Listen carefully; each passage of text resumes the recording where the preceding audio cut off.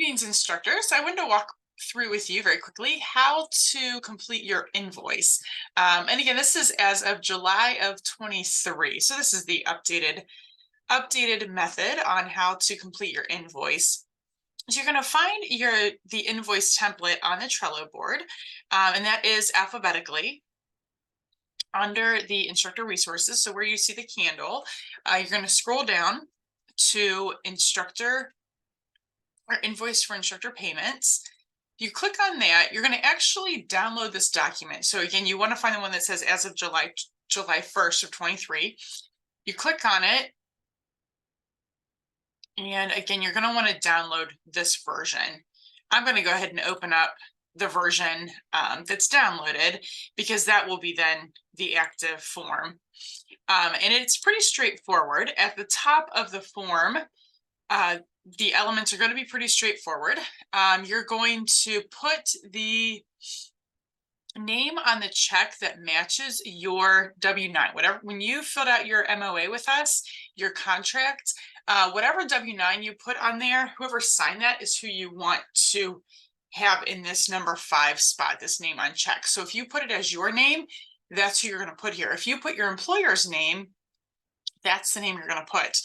Let's say you were one of those individuals that have 2 contracts because you're teaching sometimes during work hours, Monday through Friday, 9 to 5, and your employer is going to get paid. That's the name you're going to put here. And then there's other times where maybe you're teaching on the weekends or in the evenings and you're getting paid. That's the name you're going to put on here. So there are some instructors who may be turning in and submitting 2 invoices a month to us, and that's okay. I think most of us have, most of you and I have talked about that. That's okay. That could happen. Just make sure, again, whoever you want us to pay is whose name is on that invoice, and we just need to have a matching W-9 for that and a matching MOA. And again, likewise, same thing with the address. Just make sure that all matches that W-9.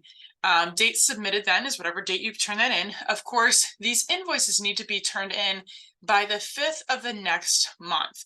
So any classes that you've completed for the month of November need to be completed and turned in. This invoice needs to be turned in by December 5th. And of course, it's sent to finance@mhankyswoh.org. So you take this document, save it as a PDF, email it to finance@mhankyswoh.org. So we're no longer emailing this to Lucas. It now goes to this new email address, just so you're aware.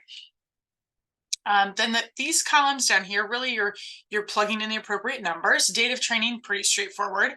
Course ID number and grant project. I do want to show you where you will find these. Of course, course ID number can be found in Connect, but it can also be found on the Excel spreadsheet. That's probably the easiest place, as well as the grant project. Those are the 2 easiest places to find them.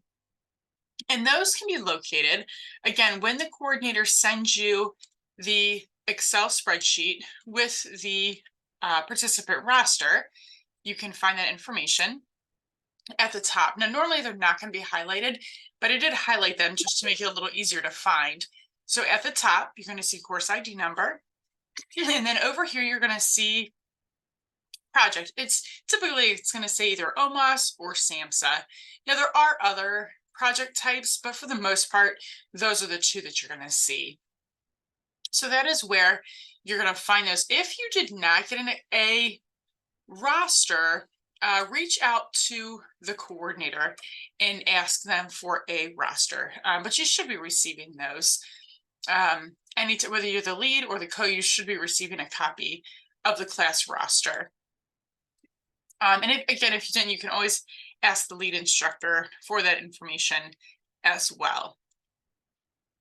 And then regarding the other columns, you're really just plugging in what number matches what you did. Were you solo? Was it blended, or was it fully in person? That's either 600, 700. Were you the lead? Were you the co, etc.? Were you the mentor teaching with a mentee? You get the extra 300. Was the class referred? Again, you don't have to actually have been the instructor in order to get that referral fee. Make sure you're aware of that. And then of course we have the column for teen instructors.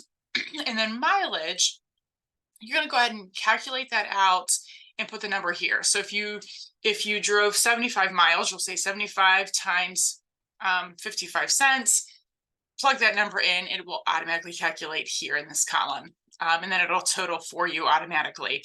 Again, save this form as a PDF, email it to finance@mhankiesco.org, and that's it.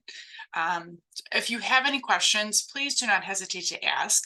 Happy to help with that. Hopefully this was helpful.